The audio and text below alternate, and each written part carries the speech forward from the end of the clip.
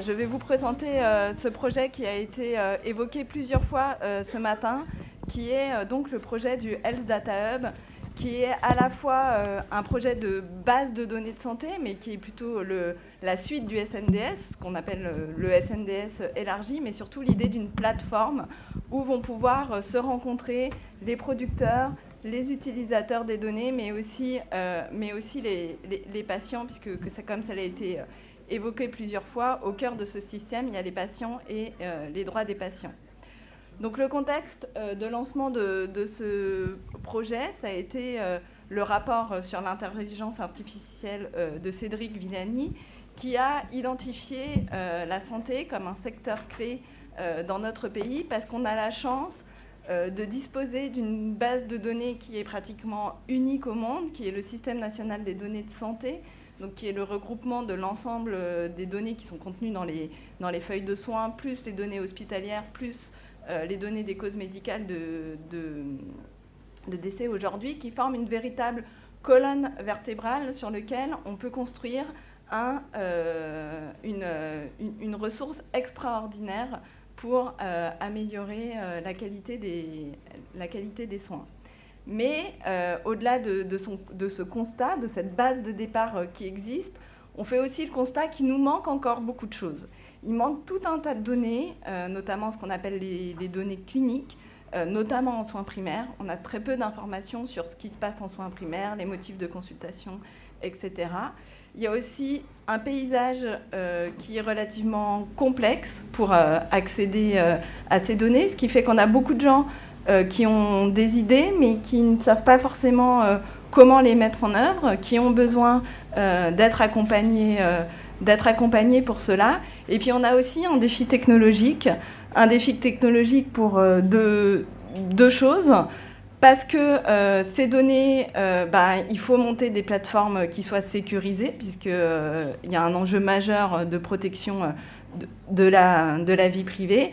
Et puis un défi technologique, parce qu'aujourd'hui, les utilisations de ces données, c'est la big data, c'est l'intelligence artificielle, et ça veut dire qu'on a besoin de puissance de calcul conséquente, et que tout ça, on arrivera à le créer que si on rentre dans une politique du partage. C'est-à-dire à la fois partage de la donnée, mais aussi partage des ressources dont on dispose.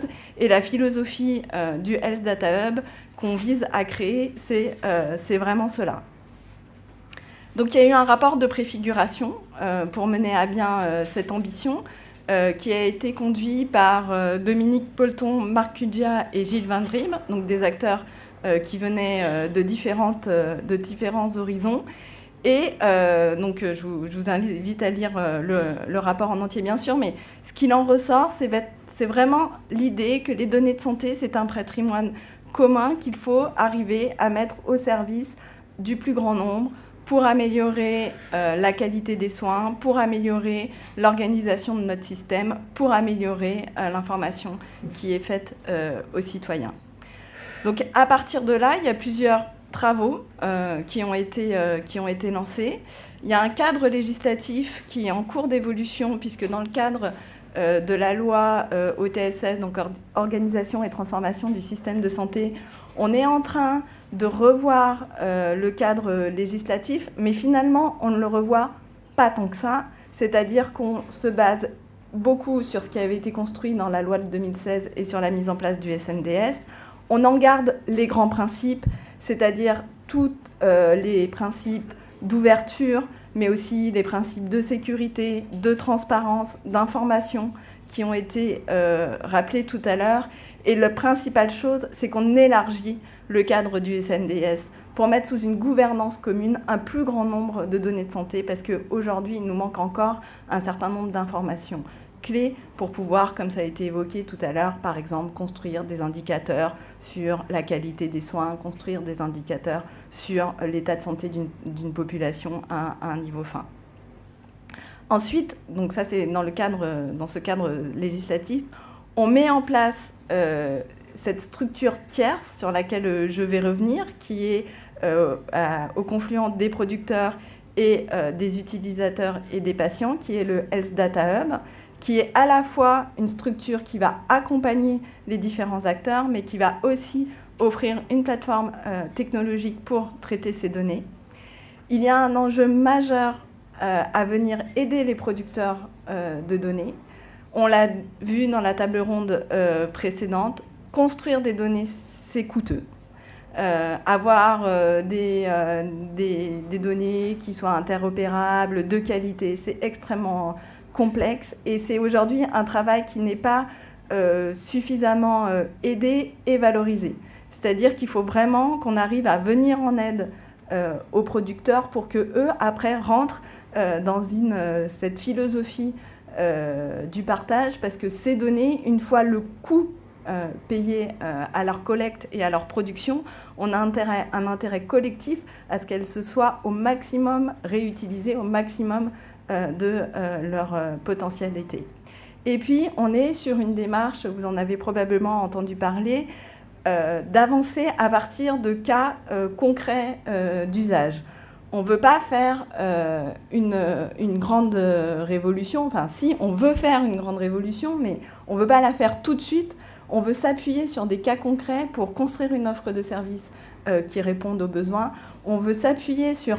Il y a énormément d'initiatives qui existent, que ce soit de production de données, de collecte de données, d'utilisation. On veut s'appuyer sur tout ça. Et donc, pour ça, on sélectionne à intervalles réguliers, et il y a eu le premier appel à projet en ces débuts d'année, des projets qui vont nous aider à construire notre offre de service. Donc, le Health Data Hub, en vision cible, c'est une structure donc, qui prendra la forme d'un groupement d'intérêt public qui va venir prendre la suite de l'Institut national des données de santé. Donc on s'inscrit dans cette continuité, mais qui va avoir de nouvelles missions.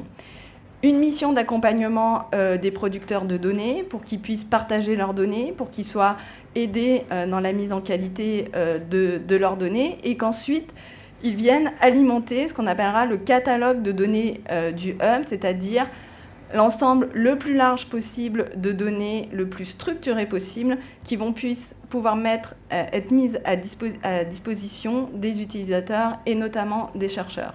Ce qu'il faut bien voir par rapport à la table ronde qui a eu lieu précédemment, c'est que là, on se place vraiment dans l'aval du processus, dans la réutilisation des données. Une fois que ces données ont été produites, construites, qu'elles ont été notamment pseudonymisées, pour revenir sur les questions de droit des personnes, c'est-à-dire qu'on parle ici de données qui ne sont pas des données dans le cadre du soin, donc qui ne contiennent aucune variable identifiante, et on veut les mettre à disposition du plus grand nombre d'utilisateurs. Et donc, on va avoir une offre de service vis-à-vis de ces utilisateurs. Donc, cette offre de service, ça va être de les accompagner, par exemple, dans les démarches, puisque, comme l'a rappelé Hélène ce matin, par principe, le traitement des données de santé est interdit, et qu'ensuite, on peut traiter ces données de santé à partir du moment où on se place dans les cadres qui ont été définis dans la loi, mais ce qui nécessite de faire un certain nombre de démarches, soit pour être conforme à un référentiel, soit pour obtenir une autorisation de la CNIL. Un certain nombre d'acteurs sont perdus vis-à-vis de ces démarches, donc ils ont un besoin d'accompagnement qui est fort, donc il va y avoir un accompagnement qui va être renforcé dans ce sens, mais il y a aussi un certain nombre de besoins d'accompagnement technique. Ces données, elles sont quand même extrêmement vastes, extrêmement complexes.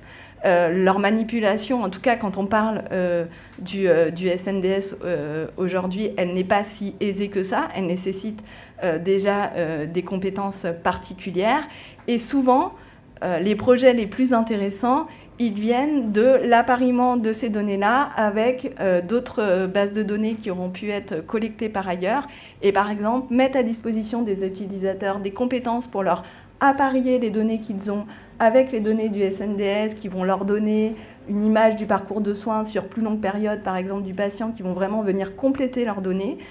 C'est des compétences que le hub visera à offrir. Et puis aussi une offre des services vis-à-vis des citoyens. On l'a rappelé, c'est quand même un acteur clé de ce système.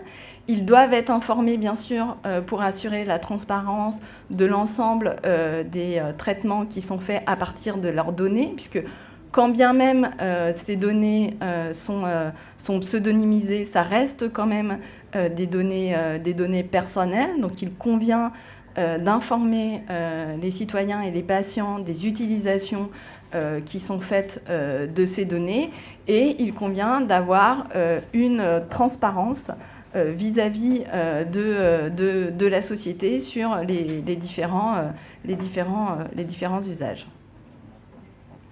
Alors ça fait à peu près 1 an que le projet a été pensé, lancé, pas encore complètement. Et depuis 1 an, les différents travaux qui ont été faits, c'est d'une part un grand nombre d'auditions pour auditionner des acteurs très différents, parce que là, les services qu'on va pouvoir rendre, ça va être aussi bien pour de la recherche épidémiologique que pour améliorer l'organisation des systèmes de soins, que pour des startups qui vont avoir des projets innovants en intelligence artificielle, que pour des professionnels de santé à qui on va pouvoir mettre à disposition tout un tas d'informations ou d'indicateurs qui vont leur être utiles dans leur pratique. Donc l'idée, c'est quand même de construire un outil qui va être utile au plus grand nombre. Depuis le lancement de son projet, donc comme je vous l'ai dit, la loi est en cours de vote, puisqu'elle sera au Sénat la semaine prochaine, et elle pose les grands principes de la définition du groupement d'intérêt public, donc plateforme des données de santé dans la loi, mais Health Data Hub dans la pratique. Et là, le cœur aussi de ce système, c'est aussi la plateforme technologique qu'on va pouvoir mettre à disposition des acteurs, parce que là, on est sur un défi de taille. On a besoin d'une plateforme technologique qui, à la fois, permette de traiter des données massives, qui soit à l'état de l'art, parce que c'est ce qui est en attente de l'écosystème, pour pouvoir utiliser les méthodes de big data, de machine learning, de deep learning, toutes les méthodes de traitement des images qui vont être innovantes, et avec un besoin de sécurité qui est bien sûr essentiel, puisque la confiance dans ce projet n'existera que si on fait la preuve que ces données massives sont au bon niveau de sécurité. Et pour cela, le travail de construction de la plateforme se fait en collaboration avec le fonctionnaire de défense du ministère et l'ANSSI notamment. Et puis, ces premiers projets pilotes sur lesquels je vais revenir par la suite, qui ont été sélectionnés dans le cadre d'un appel à projet dont les lauréats ont été annoncés le 16 avril. Donc, que porte la loi ? La loi, elle porte l'élargissement du périmètre du SNDS. Donc, dans la loi de 2016, le SNDS, c'était les données du SNIRAM, les données du PMSI, les causes médicales de décès, des données de l'assurance maladie complémentaire et des données des SI, des MDPH, les 2 derniers flux étant encore en cours de construction. Dans la nouvelle loi, ce qu'on a voulu porter, c'est l'ajout de ce qu'on appelle les données cliniques, et donc comme on a défini comme étant toutes les données qui sont produites dans le cadre de soins qui sont remboursés par l'assurance maladie. C'est la définition qu'on a souhaité donner, donc qui est une définition extrêmement large à l'ensemble des données que visait à réunir et mettre à disposition le Health Data Hub. Lors des discussions parlementaires, un certain nombre d'autres données ont été ajoutées, puisque les parlementaires nous ont fait remarquer à juste titre qu'il y avait d'autres données de santé qui qui pouvaient être fort utiles dans le domaine de la recherche. Et donc sont venues se rajouter les données de la médecine scolaire, par exemple, qui permettent d'avoir un suivi de l'état de santé des enfants, par exemple avec un sujet majeur sur ces données-là, qui est par exemple le suivi de l'obésité. On va avoir les données de la médecine du travail, avec toutes les questions qu'elles amènent avec elles, donc de prévention, de conditions de travail. Les données des PMI, puisqu'elles n'étaient pas visées dans le projet de loi initial, et les données des grandes enquêtes, parce qu'il y a aussi des données de santé qui sont collectées en dehors du cadre du soin, et c'est par exemple ce qu'on peut faire, nous, à l'adresse, en tant que direction statistique du ministère. On fait des grandes enquêtes santé, qui sont des enquêtes européennes, qui ont lieu tous les 5 ou 6 ans, qui permettent vraiment d'avoir une photographie de l'état de santé de la population à un temps donné. Et ces données, elles vont intégrer aussi le SNDS pour, à nouveau, pouvoir être réutilisées par le maximum de gens. L'appel à projet, maintenant, donc juste pour vous dire qu'on a eu un énorme succès, ce qui montre bien l'attente des utilisateurs autour de ce projet. On a eu 189 dépôts de dossiers de candidature. On en attendait une 50aine, donc ça a été un peu déboussolant, mais on a quand même réussi à les traiter dans les temps. Et au final, il y a une dizaine de projets qui ont été retenus. Donc pour rentrer dans le concret, je ne vais pas vous les décrire tous, et puis je vous laisserai la présentation pour ceux que ça intéresse. Mais ça va de projets comme le premier Deep Spark, qui est un projet sur le traitement du sarcome, où vraiment on est dans la recherche médicale et en associant les données, la base de données sur le sarcome et les données du SNDS qui vont lui donner une profondeur et des informations sur le parcours de soins, on vise à améliorer la recherche sur cette maladie et surtout sur les traitements qui sont proposés. On a des projets pour venir en appui aux professionnels de santé, donc par exemple le projet Pimpon, qui vise à faire remonter des alertes sur les interactions médicamenteuses aux médecins. Alors on a très bien conscience les porteurs de projets ont bien conscience que ces alertes existent, mais leur constat c'est qu'aujourd'hui elles ne sont pas suffisamment hiérarchisées et que finalement à donner trop d'informations aux professionnels, on ne finit par plus lui donner la bonne. Donc l'idée c'est de voir comment on pourrait améliorer ça. On a des données sur les urgences, par exemple, avec le projet Au Secours, où là, on est vraiment sur des projets sur l'organisation du système de soins, comment faire en sorte qu'on prenne mieux en charge les accidents vasculaires cérébraux aux urgences, par exemple. Et puis, on a aussi des données, des sujets plus économiques, avec Malakoff-Médéric, qui nous a proposé le projet ARAC, qui est un projet qui vise à étudier quelque chose qu'on connaît finalement assez mal, qui sont les restes à charge des patients une fois qu'ils ont été remboursés par l'assurance maladie obligatoire, mais aussi par leur complémentaire santé. Donc tout ça pour vous dire qu'on a des projets très variés, des acteurs très variés, et que c'est vraiment la philosophie du hub, c'est d'offrir une offre de service à tous ces acteurs, de pouvoir accompagner tous ces projets, parce qu'on a énormément de cas d'usage qui sont très intéressants, et arriver à convaincre le plus grand nombre, parce que pourquoi on veut des projets et pourquoi on veut qu'ils donnent des résultats relativement rapidement, c'est qu'on veut arriver à convaincre le plus grand nombre de gens que structurer les données de santé, les collecter, les mettre en qualité, ça a un intérêt majeur pour améliorer la qualité des soins qu'on prodigue et la qualité de notre système de santé. Je vous remercie. Merci beaucoup, Muriel. Alors, les questions. La première, je vais juste vous présenter avant de prendre la parole. Bonjour, Antoine Priou, pharmacien à Bugeur en Corrèze. Je voulais savoir quelque chose. Que ce soit dans le rapport Polton ou dans le rapport préfiguration du Health Data Hub, que j'ai épluché personnellement, on parle très très peu des bases de données produites par les équipes de soins primaires territorialisées. Alors que les maisons de santé, les CPTS, dans le plan Ma Santé 2022, c'est mis en avant. D'autant que qui, mieux que ces équipes de soins primaires, sont en capacité de mettre au même endroit 1. des déterminants de santé, 2. les états cliniques, 3. les données paracliniques, 4, les données de consommation de médicaments, et 5, des données médico-économiques de parcours de soins primaires. Le potentiel de ces bases de données est énorme, parce que ça, c'est le Graal, clairement, parce qu'on a accès aux déterminants de santé. Pas de prévention sans déterminants de santé et un 06 ou une adresse mail. Comment est-ce que demain, on va pouvoir faire reconnaître ces bases de données à travers des projets proposés au Health Data Hub, qui serait une émanation, par exemple, de la Fédération française des maisons et pôles de santé?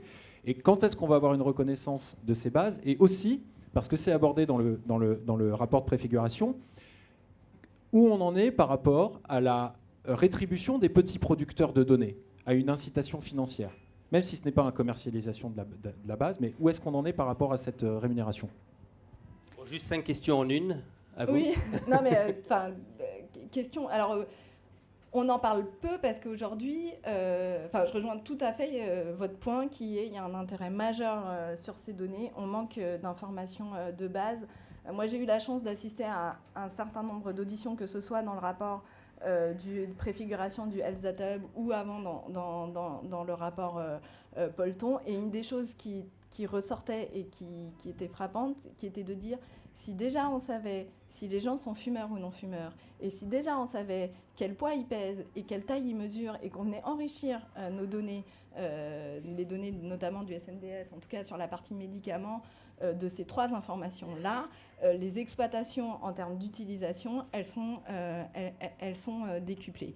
Donc il n'y a pas de doute sur l'intérêt majeur qu'il y a à collecter ces données et à effectivement avancer sur les soins primaires, parce qu'aujourd'hui, on sait finalement très très peu de choses, et par exemple, on ne connaît pas les motifs de consultation, et à partir de là, penser l'organisation, réfléchir à l'organisation des soins, en partage des rôles, etc., quand on ne sait pas pourquoi les gens vont voir leur médecin généraliste, par exemple, c'est juste impossible.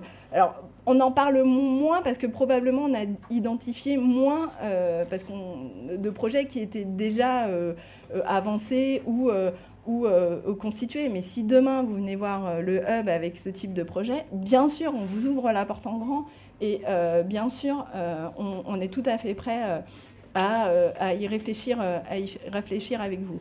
Et notre idée sur les producteurs de données, c'est pas de les rétribuer, parce que c'est effectivement cette idée, c'est de dire qu'il y a des coûts à la production de données, et ces coûts, il faut qu'on les partage. Il ne faut pas que ce soit les producteurs de données qui les payent, sinon ils n'ont aucune incitation ni à produire des données, ni à les partager, et donc c'est complètement sous-optimal.